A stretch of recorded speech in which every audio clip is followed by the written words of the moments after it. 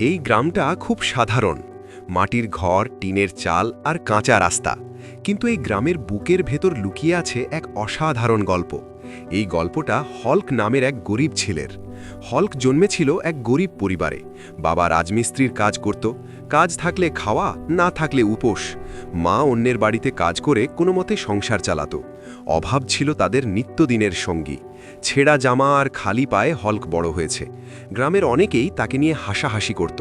স্কুলের মাঠে সে ছিল একা, কিন্তু সে কিছু বলতো না, কারণ সে জানত চুপচাপ সহ্য করাই তখন তার শক্তি।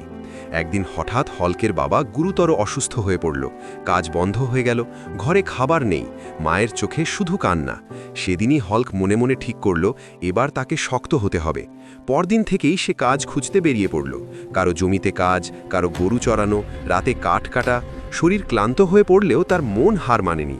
একদিন গ্রামের সবাই অবাক হয়ে দেখল হল্ক একাই বিশাল পাথর তুলে ফেলছে। যে ছেলেটাকে সবাই গরিব বলে অবহেলা করত, আজ সেই ছেলেকেই সবাই নতুন চোখে দেখছে।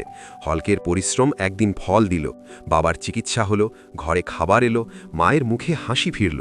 মনে রেখো, গরিব হওয়া লজ্জার নয়, লজ্জা হলো হাল ছেড়ে দেওয়া। এই ছিল হল্কের গল্প, এক গরিব ছেলের গল্প যে কখনো হার মানেনি।